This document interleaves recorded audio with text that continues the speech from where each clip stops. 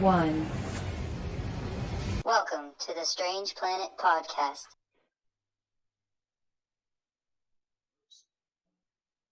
Five, four, three, two, one. Welcome to the Strange Planet Podcast. Welcome, ladies and gentlemen, to the Strange Planet Podcast, the strangest of all the podcasts on the strangest of all the planets. We are your hosts. This is Corey James.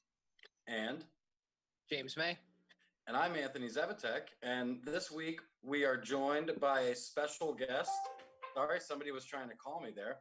We are joined by a special guest, Jordan Hoover, great friend of the show, will be sitting in with us to discuss today's topic. I don't know if he's there for you, but he's there for me. Dude, you just messed up all my tags. You and Jordan switched to the tags switched. I had to drag everything around real fast. Hello, Jordan. Yeah, it's good to be here with you boys. This is my first ever Zoom meeting. Nice. So I'm still kind of welcome. I'm figuring out like the layout here, and I was thinking about it, and I'm pretty sure the last time I was on this pod, we recorded in Anthony's yard. Backyard. The original, the OG studio with the ambiance. It was wonderful. No, those were the best ones though. When we were just sitting in the middle of the yard with the forest around us and a snowball in between us. Yeah. I was telling Jess about Jordan joining us today, and I said he was on a show one time, season 1, and then Corey abruptly lost the entire episode. Just gone, and and I wasn't there because I was sleeping. Yeah. Oh. Well, that was yeah. We did two. We did 2 episodes. We did a sports one, and then we did like a Halloween one or something. And the sports one got lost, which was the one that he was there for. So. Which is the whole reason you even asked me on. So that's cosmic. It lines up. There we go. Let's hope that doesn't happen today. Thank you, everybody, for joining us on the YouTube or watching us at a later date at your earliest convenience. We appreciate the views. We appreciate the likes and comments if you can give them. Be a great friend of the show and do all those things for us. Share it. Share it up. Share it up. Tell your friends, tell your grandmother, tell everybody. Maybe don't tell your grandmother. I don't know if this is your grandma's Yeah, maybe show, don't tell you. Not for at least this one. I feel like depending on the demographic. There you go. I don't think great segue. Today's topic. There's a lot going on in the United States. If there wasn't already a lot going on, in the wake of last week, we talked about George Floyd, and since last week's episode, there has been an uprising of the nation, of the downtrodden, of the unheard, and the entire country has sort of gone into a protest mindset. So today we want to kind of talk about everything that's been going on, and we're going to try and keep it civil here, and we're going to try and, just like we should in life, we're going to respect each other, and we're going to have a good conversation here. Honestly, if I may interject on that, I am normally the one to be devil's advocate, and there is none of that for me on this. Yeah, there you go. None of that. So, like, if ever you thought I was going to be serious, now's the time, I guess. Like, I don't know. For me personally, it's different. And I feel badly that it's different for me. Because you can go back through casts and I'll poke fun and make jokes. And Jordan, you and I have had over the ski bench, over the workbench, conversations about this, about our privilege. And I'm all like, nah, but it's like fucking real. Yeah. And this is even more, and it was always real before, but I guess for me, I have to admit it's even more real at this point because I like to try to give people the benefit of the doubt when they try to like push it off with their excuses for being white. but there is no excuse when it comes to it. This is it's very there's no gray. I'm not Yeah. very gray anymore. There's Right. no gray, and even in a light matter. Yeah. But that's my intake for my intro on that. It's like there's no light. It's been a long time coming. It's been Yeah. building under the surface, and it seems like that was, George Floyd being murdered was the straw, that broke the back, and it sucks that that's what it was that had to bring it to this. But there's been so many opportunities of other things that the Black community has tried, or the entire population of the United States have tried to show that this needs to stop, and this is where we're at now. Yeah. Corey, that was very well said. Because it's everything has been tried. Colin Kaepernick took it upon himself to find a nice way to try and bring light to the subject, and he was blackballed in his community of the NFL, and so what else are we gonna do? But last week, the city of Minneapolis staged a protest which began very peacefully, calling for justice for George Floyd, which is what we all wanted. And that protest very quickly evolved into a standoff between the police department and the protesters. A lot of kind of rioting and civil unrest and police brutality, and just a very uneasy time to be in that city. And Jordan, I want to ask you first, when the protests and the riots and all the violence started, what were your first thoughts? Well, my first thought personally was that I was embarrassed that I hadn't been paying more attention to this all along. And, personally, I'm working through a lot of that and trying to be more vocal and more aware and listening and learning as much as I can from people who have lived through this and have these experiences that I don't.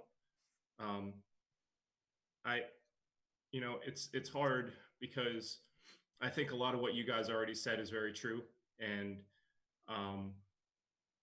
my initial thoughts, I think, was just sort of like, it's like for me as a white person who doesn't have to deal with any of that kind of stuff on a day-to-day basis, and I feel safe in almost every aspect of my life, I think the initial thought was shock. It's almost like getting a bucket of ice water thrown on your face when you're asleep, even though it's been going on for centuries. This oppression has been going on for centuries to people that are all around us, and we don't see it because we don't live it.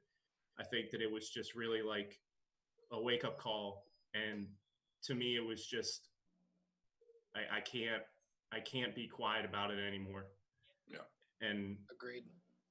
I can't, like, all I can do is what I can do, because I don't have that understanding of what it's like to be in that position. But I can listen and I can learn, and I can try and talk to people and just try to come to a better understanding of what it's like, and do my part to be a part of the movement. That's all I can really do. Yeah, that's all we only can support. That's the only thing we can do. It kind of comes back to the social media thing, is what stood out to me here.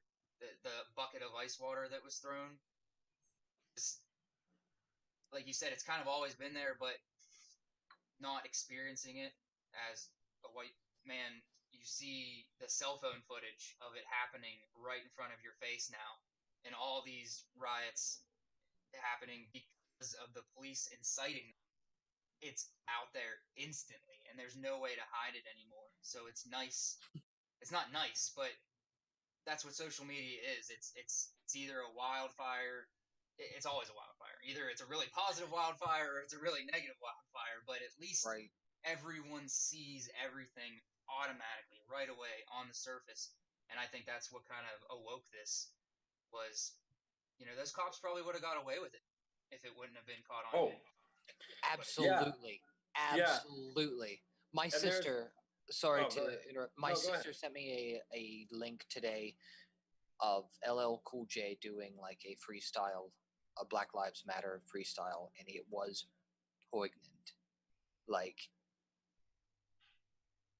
just if you check it out, there will be a link, whatever. But like, the point is, like you said, they would have the phone being there. We've talked about the ills of social media, but in these instances, and with the protests, and how I feel naive, to sidebar a little bit there, but you said about the police inciting the violence, 100%. and what I've seen of other anarchists, as the media says, from what I've seen. Like, I've been watching my local news, and that's a fucking joke. Oh yeah. But it's just like, it's so, I feel naive that I didn't realize they would plant cops there. I really, I didn't, and I feel like a fucking moron for that, because it's shit that as much as I want to hate people, as much as I want to hate people, I'm not like, oh yeah, the fucking bastard cops are gonna put fucking people there to do it. No, I'm not. I never would have thought that, like, truly. But it's true. Right. Then you see it. In my opinion, I guess that's but you can see it. I don't think it's an opinion at that point. Oh no, dude, there's thousands and thousands of videos. And then mob rules come in. Like, we're talking about protests. It's not even like, it isn't even a protest at that point. It's inflaming the irritation that was already there. Like, you're there under a peaceful protest, but that angst, that fear, that hate, I'm not saying hate, but it breeds it. All of those emotions are there, and for every individual within that, mob rules. As soon as you see that violence, it becomes, and that's where the looting becomes incited. Like, it's not even like, no one said, let's fucking rob shit. It was like, holy fuck, everything's broken. Right. You know what I mean? When your government puts more value on their products and the things that you buy than shooting you in the face, than the human lives, that's where it doesn't matter anymore. That's breaking the establishment. There's a reason for that. Yeah. And that's I want to bring up the next point. I want to talk just really quickly, briefly. Give me 10 words or less on kind of what you feel about the looting, because I'm going to start and I'm going to say, like, I honestly, it's justified. And the community that has been, all the community has been taken away. We've been robbed for years, and hey, everybody wants their piece of the pie. Next. Go ahead, Jordan. I mean, I think that I'm at the place where I'm not passing moral judgment on people that I don't know what their lives are like and how hard they have it. And I think that if you're doing that with no context of anything outside of your own home and your family and your life, you're getting it wrong. So I don't really say yes or no to that question, I guess. I just say that I'm not passing moral judgment on people that I don't know. There you go. James, Corey? Anybody? Okay, I'll go. You said 10 words or less. Yeah, so sorry, mine was way more than 10. It's okay. No, it's okay, but I want to put it in. Here's one statement. I've listened to a lot of, like, anarchist punk in the last couple days. And that's kind of my statement on that. Okay. There you go. Simple enough. Any fan of the show will know what that means. I was going to say, that's been since I had a brain, was 12 years old was. But I mean, I always have, yes, of course. No, in the last, to get ready for this, I've thought of that, because I have repressed that. it's I'm going to be more than 10 words. Okay, my full statement is that like it is like a I'm not, yeah, if you're there, like that's what I just said, was if you're there in the moment, it's mob rules and it becomes survival of the fittest. That is the nature of life. And we are all living. And isn't what we are fighting for in the first place life, an equal life for everyone and everything? Yeah. You know what I mean? Yeah. So it's like, and I don't mean to be cliche with that, but like it boils right down to that. So it is just survival. Like Jordan said, there's no moral judgment to be passed on the looting. It can be perceived in so many ways. But when it comes right down to it, it is just survival. Very, very good point, James. The establishment has failed a very large portion of our American citizens, and that's about it.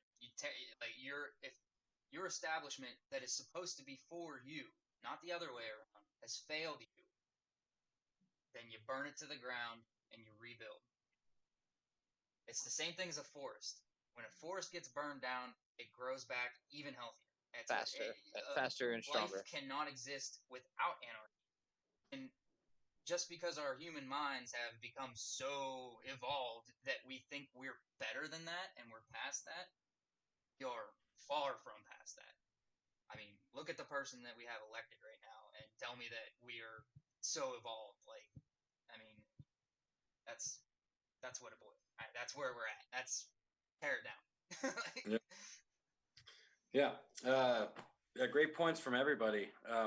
So, as the week progressed and as the protests became louder and they spread more across the country, and the more voices came out, of course, in the sports world and the celebrities and musicians and everybody, and everybody on the street, they're showing their support. Um, was like was the overall tone, do you think, proper, like as cities, as towns, as boroughs, and everybody as they did their thing?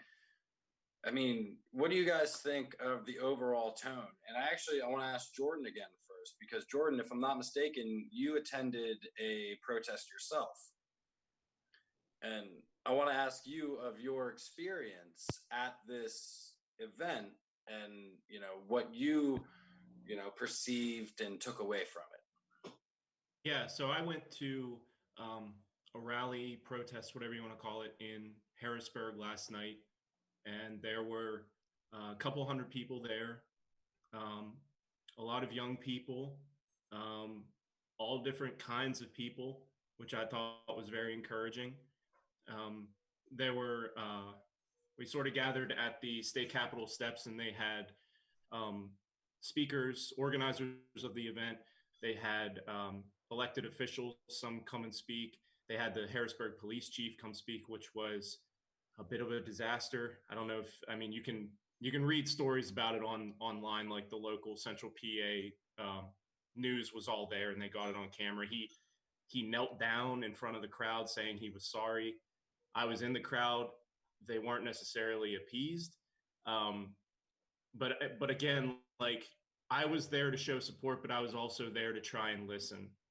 I wasn't going to be the one raising my voice because I didn't feel that it was my place necessarily. Um, but it was 100% peaceful. We marched through Harrisburg. Like I said, a couple hundred people, chants, signs, no destruction that I saw. And for me personally, it felt good because I think that just showing up to something like that, it isn't necessarily going to be the catalyst to change, but I think it's better than not doing anything. And Yeah. to me, the baseline has shifted. The baseline used to be just apathy and just not caring, ignoring, but to me that baseline is no longer there. It's been raised. And if that baseline is just making Facebook posting, which is the smallest thing that anyone can do and maybe doesn't really change, but at least you're trying, showing up to events like that. That's to me what I took away from the event. And the reason why I wanted to like share it on the internet is I wanted people to see that this kind of organization and, you know, collection of people can get together, try and make change without destroying things. And that's not, I don't want to say that like other types of protests are wrong, because again, I'm not passing judgment. All of it matters. It all matters. Everything that everyone is doing matters. And the path to change, to getting better, is not linear, and it doesn't take one path. It takes all kinds of paths to get there. So I was happy and proud to be a part of what happened last night. And that's just kind of that's what I took away from it. Awesome. Yeah, that was great. I loved it. That's great to hear. What you saying about him speaking and them not being, it's like everything that I've seen so far, you see cops just lined up instantly, angry and ready to fight. And it's like, if you care, if you're saying that you care and you're saying that you want to help and change, don't show up ready to fight. Show up ready to walk with those people. Or and be there with have those been people. things. Oh, there's been lots. I have seen lots of video of cops doing that, and that's amazing. That's what they all need to be doing. That's Or do you have a further point? I didn't mean to interrupt. No, go ahead. Okay. I agree completely with that. I think that there are a lot of people that say there are some good cops. And if this is my opinion, I'm not stating a fact, but the way I look at it is that I wouldn't say that there are some good cops, because it becomes, there is a such thing as the fraternal order of police. You know what I mean? Like it's a brotherhood. They also concern themselves with themselves. It's a hard fucking job. And there are good people within those establishments. But good people can be exposed to bad situations. It comes with the looting. You know, when your everyday becomes your partner, who is he's really good to you. He's a great dad or whatever. You know, he's a good person. I'm like getting personal. It's totally hypothetical. But he's got that hate, and you've seen it. And maybe that with this dude, I'm not condoning anything, but like there is good in everybody, but there's hate in everybody too. So like within that establishment of the mindset of those who think, well, they're good cops, you can't forget that they are just people, and that it's all kind of fucked. Right. So when it is all kind of fucked, you have to reassess why. Well, and to kind of further talk about your point with the the good cops thing. Yeah, there's good cops. There can be good cops, but it's the system that's broken. That's it. Right. It's not. It's the system that allows police to murder unarmed African American men in the street, and they get what? They get probation, or and then they're not, and then they get fired, but then they can go and work 2 towns over. Right. And nobody says what the fuck is that? Right. And That's, it's a what the system fuck is that? It's a system that, if there is a good cop out there and he wants to say something and he wants to bring stuff to light, then he becomes the pariah of his job. Right. So what, what choice? It's the choice that you give. It's the turning the blind eye. It's everybody in that system letting it happen. Right. As a whole, it needs to be. This is what's happening. It's being brought to the light. It's being pushed in everyone's face right now. And whether you're accepting that and you're, supporting, or like a lot of people, they're having trouble accepting and seeing that, and they're trying their hardest to deny, which is what the system does. oh, that was just one dude. We'll just brush him under the rug. No one will ever know. But it's not just one. It's been happening for years, and Right. years. Yeah. It's nice. It's a good thing that it's coming to light. It's something that I wanted to kind of bring up, just because me and Anthony we've been friends for a very long time, since we were very young. Yeah. And we've always been against the system, tear down the establishment, and we kind of always wanted this. It's not this, but yeah. I mean, you know what I mean? Oh, I know what he means. And it's weird when it happens, because then all of a sudden, especially now that you're an adult and you're not just an angsty teenager who just wants to burn down the world, it's terrifying. And it's emotional, and it's real now. And you sorry, good. When there's little people that that you have, and they got to grow up in the world even further, it can be a bit of a jarring thing. And I know what you mean. I know exactly what you mean. And like when we were younger, it was F this and F that, and now you got a more, I mean, we're all over 30 years old. Spoiler alert. Don't fucking remind us. They didn't know. So, but you got to be more conscious. You got a family, you got a job, you got life, you got the community around you, you've got the world to think about, and it adds on, and it's all becoming to light right now. It's good. It needs to. It needs to. Yeah. And I'm, even though it's scary and it's a crazy thing, I am all 100% in support of everything that is happening. It's yeah. Well, and that's something that we talked about a little earlier, is that the voices of the voiceless have gone unheard for so long that what else is going to happen? And I told James earlier, there's an amazing lyric from an Enter Shikari song. It's, if we keep them silent, then they'll resort to violence, and that's how we criminalize change. Yeah. And that's why I decided to wear this shirt right now, because that line really hit real hard with what's going on in our government, just trying to silence everyone right now, not just a group anymore. They're literally trying to silence an entire country. Like, declaring a war on its citizens is just. And Corey, that's a great segue, because the next topic I think we should talk about is, and I know we all have a very negative opinion of this man, but what of the response of the President of the United States of America? We started out the week where he condemned it, and then he said, we will not use violence against peaceful protesters. But then he did. They burned down his front yard, and he turned off the lights to the White House, which is the most haunting image I think I've ever seen in my life.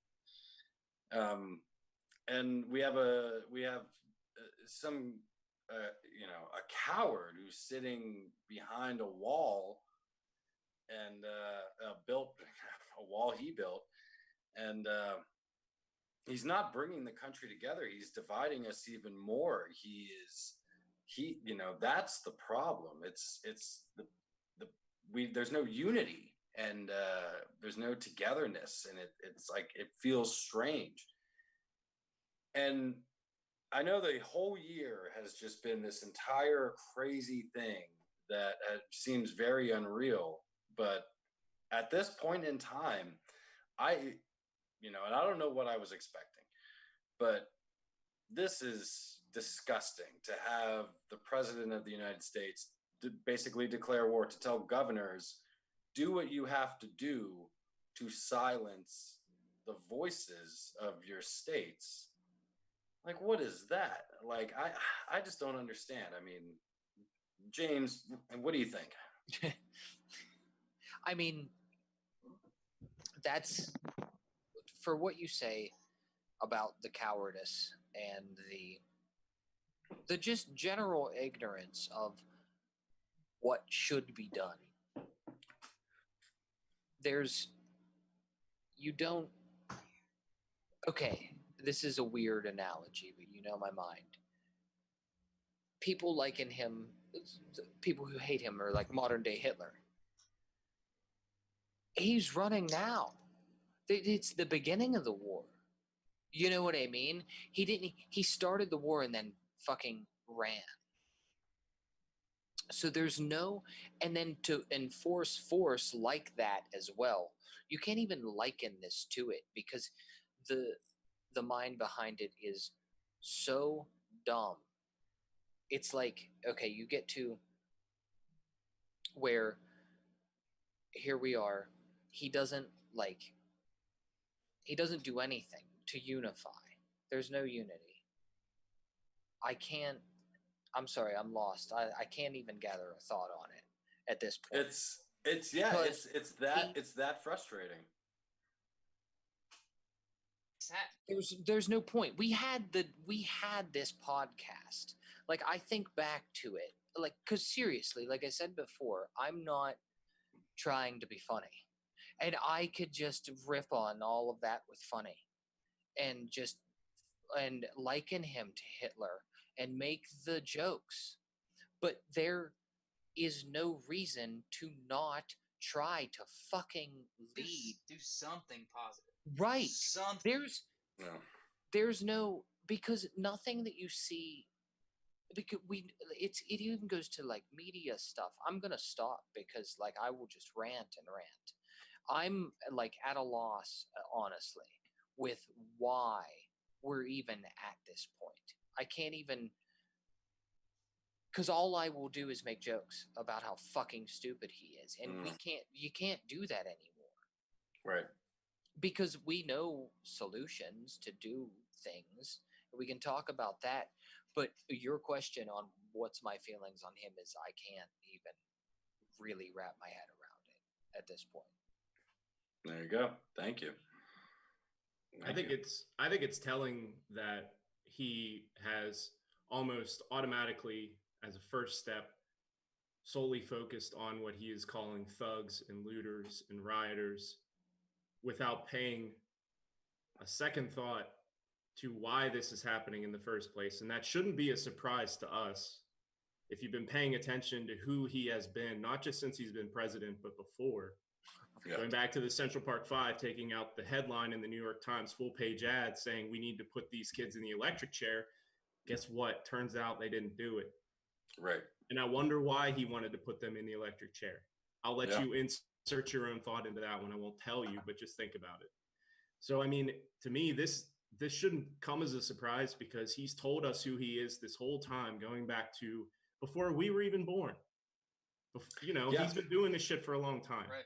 So now that he just wants to stay on television, but what's really surprising and shocking to me is that a politician, a more savvy politician, even one that held his same beliefs, his same just bigoted beliefs, a narcissist on his level, if they were more savvy, they would at least say something to placate people. They would try to hide it a little bit, even a little bit. Right.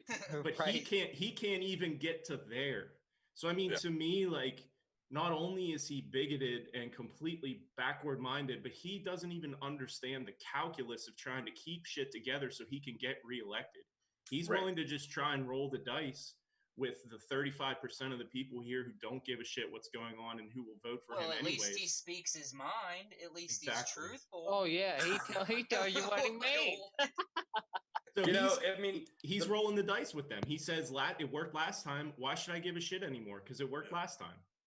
The best villains in any story can kind of halfway convince you that their way of thinking is right, but this guy is not one of the best villains in any story we've ever heard. Last week, when everything started going down in Minneapolis, he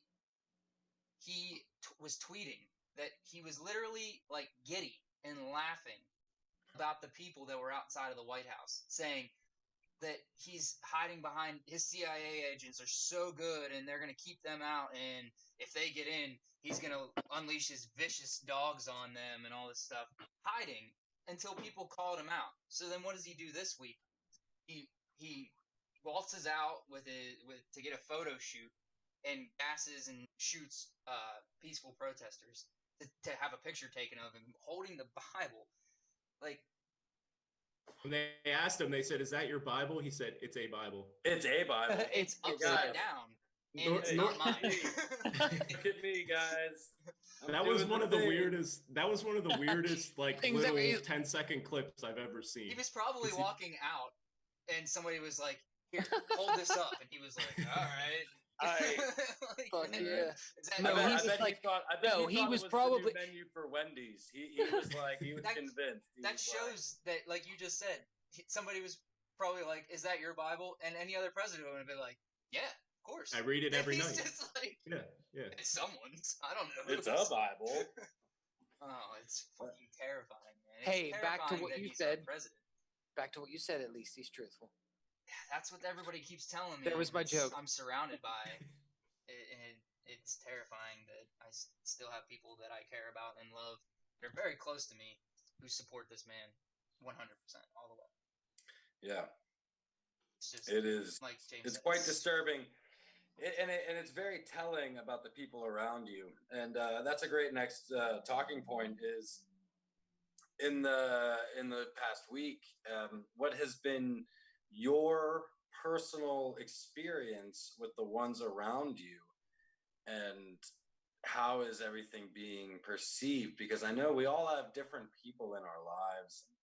We all have people that come from different backgrounds, and without naming anybody and without throwing anyone under the bus, I mean, if you know, I mean, I know personally, I work with a lady who she bleeds Trump. She is all about it, and no, he can do no wrong. And she has a Fox News answer for everything that comes up. She has that Tucker Carlson answer, and she's got it clenched in her fist, and she's ready to punch you with it.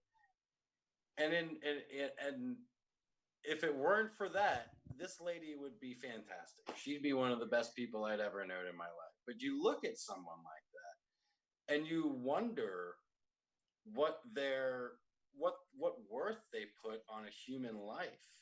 I mean, because that's what we're talking about here. But that's not what they see. That's not what they're seeing. Yeah. Like I said, it's very upsetting. I have very, very close personal people to me that every time I have a conversation with them, they're the smarter ones that I would think would finally see the light only ever say to me, "Well, I don't agree with him as a person, but he's a great businessman. He's brought our economy to places that it's never been before, and it's better than ever, and all this stuff." And it's just like you just said, how can you support the person, even if you somehow believe that all that other crap? Like, it's just, and then I have another. I'm gonna like everybody that I'm talking about is gonna, if my family watches, they know exactly which one I'm talking about. Because the other one has gone off the rails the other way, and he believes in the QAnon conspiracy or something like that, where they've said that everything you've ever seen on the media about Trump for the past like 30, 40 years has been planted to make him look bad. Oh, whoa! So this I was unaware of that. That's how okay. I wanted to say I am mad at you two, not Jordan, because I haven't talked to you in forever. Other than telling you about my love for Kesha now, she's great, by the way. But doing the podcast last week I like to try to turn my empathetic heart off. You know what I mean? And just I know. No, I have. Yes, see? And this has been like years of death, like just me bashing it into the ground. Because I am fairly like that anyhow. So we'll do much more. And I'm thinking about things, and then we'll look at what we got. Look at what we got, and I hate it. It makes it even worse. Like that's what I said before. I'm angry, and when it comes to your question, my personal interactions, they're not much different for me because I have shut them off. I've kept my headphones on, like the last 2, 3 days, 4 days, whatever, what it would have been like Thursday and Friday, and Monday and Tuesday, Monday and today, headphones on. It's I try not to hear the idle. I work with a lot of people. Um, I don't. I try not to listen because I just don't. You guys know me. I'm not one to not. And in public I can't. But for me personally, the people I'm close to, I don't really talk to my relatives a whole lot. My parents know my opinion, so they won't even fucking go there. So that's, I guess for me, it's not that much different personally because I can't. I mean, I can if I need to. I will yell at somebody if I have to, if they're personal. But I have. I wish my mom was watching. She'd be like, "Yeah, you fucking don't. Fuck you. Fuck yeah, I have, mom. My mom. So fuck you, but not really. I love you, mom. But but at the same time, hey Corey, how many times have I told you fuck you? You're always mad at me. How many times have I told you fuck you? So we know it. It's love and hate. If you love somebody, you hate them too. It's what it is. It's how it is. Yeah. But no, the personal thing, I shut it off. Jordan? Yeah, I mean, I don't think it's a coincidence that the four of us are here talking about this, and we all came from basically the same place. Right. Geographically, I mean, where we grew up. Knowing the same people. Right. A lot of them, a lot of them, absolutely. And I think that I go back and forth with thinking if trying to talk to whether it's family members or friends or acquaintances, whatever you want to call them.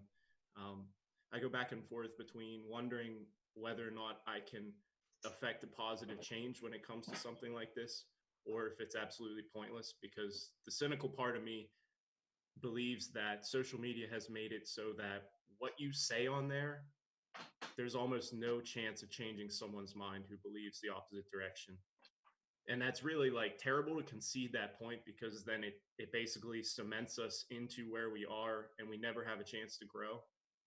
And I'm hoping that that's not entirely true. I think that some people maybe are still willing to like unlearn and relearn. Yeah. But I think that number is very small. And the chances of someone who is close to you, who is on the other side, being one of those people is getting smaller and smaller by the day.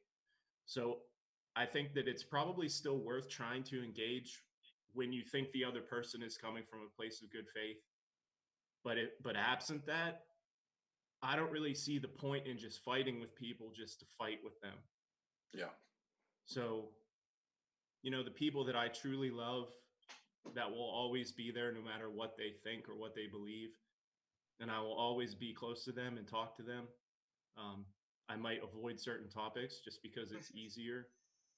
But I think that it is still important to try whenever when you encounter someone who you think might be coming to you from an honest place. I think it's important to at least try. Whether it works or not, who knows? But one of my favorite things ever is when I feel like I've met an intelligent human being and they don't think the same way as me. If I disagree with it, I love talking to them about it. And listen, hearing what they have to say. Yeah, I've always loved that.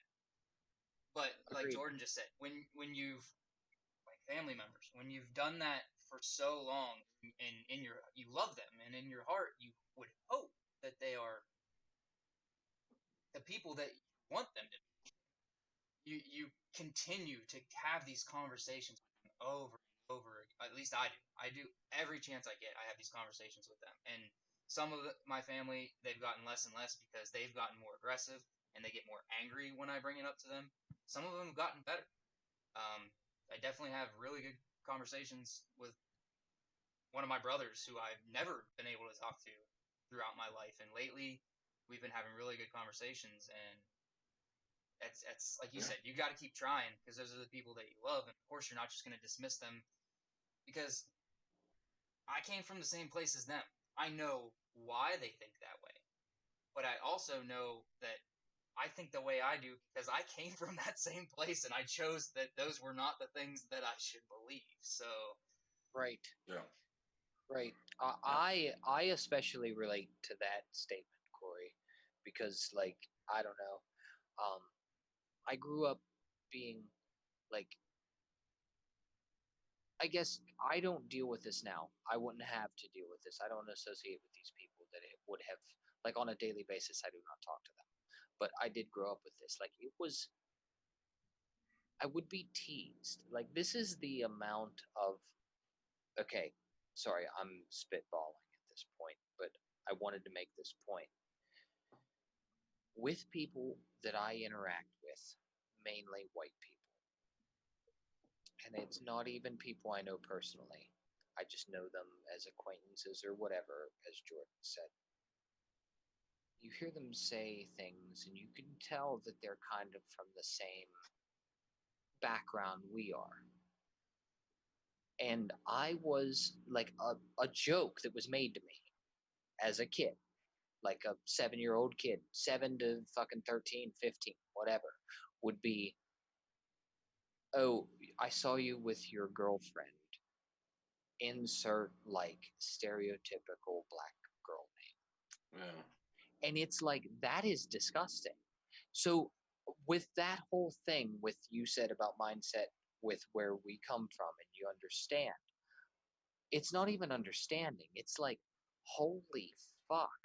That was something that somebody tried to make me think was bad. Yeah. And that's it, like the child level, and that shit still goes on where we grew up, and it's fucked up, and it goes on the whole over the whole country, and Yeah. that's why it's a really big issue when people say all lives matter when they come to your I bleed red, white, and blue, America, fuck yeah. And I don't want to get like to rip on that demographic, but it is a deep rooted thing that people have to fucking work through. Yeah. Like, and some people never get out of that. A lot of people don't. Yeah. Well, True. just because that's the way you were raised doesn't mean it's right. Right. Well, my daddy told me. Well, yeah, fuck that. There's You know, it's like, two very different people that grow up in this world. It's the people who learn from the mistakes from their parents, and the people who go, "Well, my parents did it, so I'll do it." Yeah. Yeah, Right. you're exactly right. And so, closing out, before we end the show, I want to talk about one thing. I want to talk about what's next. And I want to talk about it in a sense of where do we go from here? It was 1968 that Martin Luther King was assassinated. It was 110 cities rioted, causing $47 million worth of damage. On the sixth day of the riots, they passed the Civil Rights Act of 1968. Do we get to that point? Is there a point where the politicians and the ones who are writing the rules say like, okay, we need to do something, and a legislation is introduced or some accountability? Maybe all four of the officers who were on the scene that day get arrested.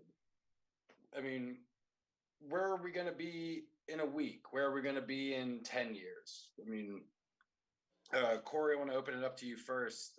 What do you think is going to happen? I have to have hope.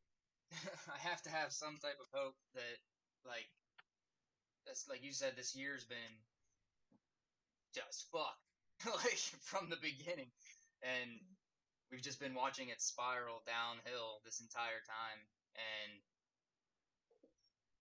I have to have some type of hope that the outcome of what people are doing right now, pushing back for the first time in a while. I heard an older gentleman say this a while back, that the reason that millennials and all these younger kids are the way they are is because they've never had anything to fight for like their generation did. And this is it. Here we are. They're finally saying enough. And you see in these videos of these protests and stuff, you just see that while there are people our age, of course, and there's some older people, most of them are the younger generations, voting and protesting and trying to be heard. And that gives me hope for the future of our country, because they are ultimately the ones that are going to be running this shit show that we created. Yeah. There you go. Jordan? I also want to try and stay hopeful, because I think that that's just part of my new mode of operating that I've told myself that I need to function under. It's always trying to beat back that cynical part in my brain that takes over a lot of times when I think about everything that's happened so far and we're still here. And I worry that this could fizzle out, um, like where a lot of central people are still fighting, but some of the ancillary people who have latched on trying to help eventually fade away. But that's just the cynical part of my brain, and I'm trying to fight that back. And um, I remain hopeful too, and I think that myself personally, I'm just going to keep every single day trying to figure out how I can help in small ways, um, showing up when I can, doing what I can. And I think that when you were kind of putting a timetable on it, when you were saying a week from now, a month from now, etc., um, I don't believe that this is like a light switch event. I think this is going to be a protracted struggle, um, that I'm hoping that enough people are willing to continue fighting, and with the goal just, it's cliche, but the goal just being justice for everyone in every single way. And I love it. If you can't latch onto that, man, I don't know. I don't know what to say to you. Like, if you can't get on board with that, get out. Yeah. James? Jordan, I'm glad you said about the timetable, because for me, I definitely agree that unfortunately, as hopeful as we all want to be, it is definitely a long and elongated process. Excuse me. We can't. I can't see this being quick without something like, Anthony, you said 6 days of protesting, because at this point, okay, I'm not saying, we all love the meme with like the wish you had it. I started with nothing when I was, the boomers say I started with nothing, and then the kid comes back with debt. It's like, I wish I had nothing to start with. In the past, people had less to deal with, so movements were a little easier. So I feel like all of these protests aren't happening every day.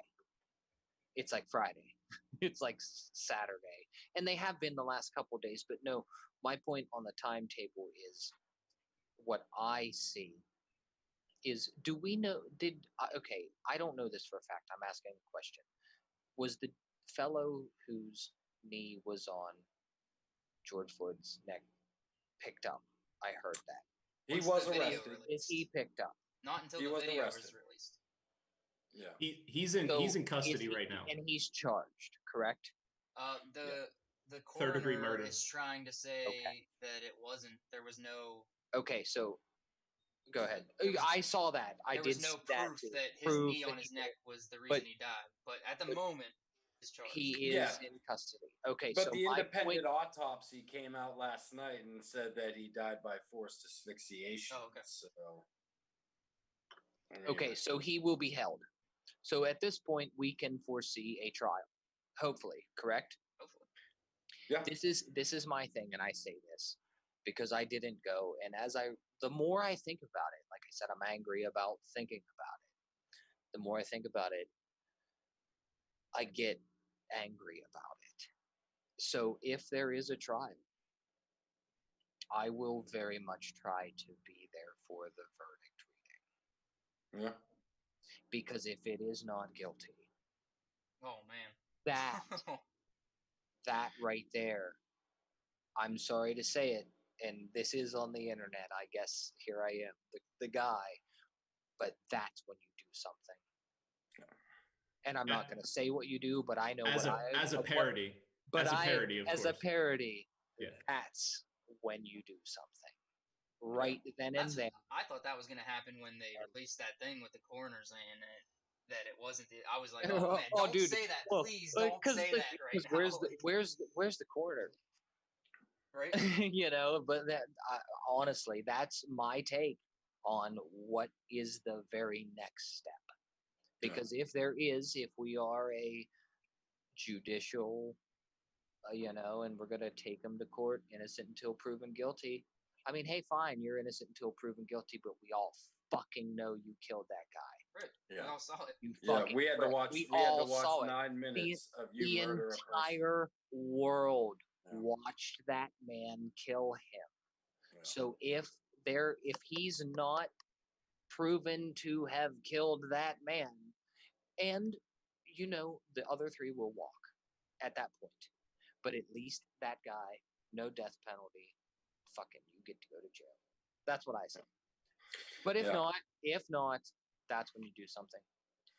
Future is it's something that we all we're going to be witnessing in the next couple of weeks, and it's I don't think any of us could even start to comprehend or predict what's going to happen. No.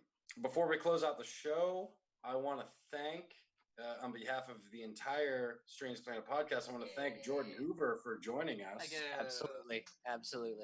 F&A, man. It's been, it's always great to have a nice guest, and it's always great to have one like Jordan who loves the show, and he brings such a great gravitas to what we do. Absolutely. I appreciate you guys having me, man. This is this isn't a time really to be self-serving, but it's been cathartic to talk with 3 other guys who I can relate to because we came from the same place and who all pretty much share my sentiment, and it makes me feel less insane, even though I shouldn't, because we're not saying insane things, but it makes me feel less insane and gives me more hope that this can continue. And I just want to say, just solidarity with everyone who's working towards this goal, who's just fighting for justice for everyone. Solidarity. That's all I have to say. Right. Ladies and gentlemen, you got to keep each other safe. You got to keep each other protected. You got to, if you're going out to protest, you got to watch each other's backs. You got to make sure, don't undo all the hard work that many have done before you. Keep your phones on. Because for the love of God, keep them charged. Keep them charged. If nobody sees it, the news is not showing what's happening. And if you get on Twitter right now, the world is seeing live what is happening, and I mean, I know it's terrifying to see the undercover cops starting the riots and destroying, stuff that things that water and stuff that people have left there from the protesters, and putting bricks in the back of their trucks. But at least we're showing each other what's really happening. It's out there. Yeah. And it's available. So just, if you're going to do it, keep eyes on it. I love it, Corey. That's a great point. I'm glad you said that, because I would have forgot to, but just be safe out there, everybody, with everything. And on that note, ladies and gentlemen, this has been the Strange Planet podcast. We have been your hosts. This has been Corey James and James May, and our very special guest Jordan Hoover. And I'm Anthony Zevatek. Have a strange day.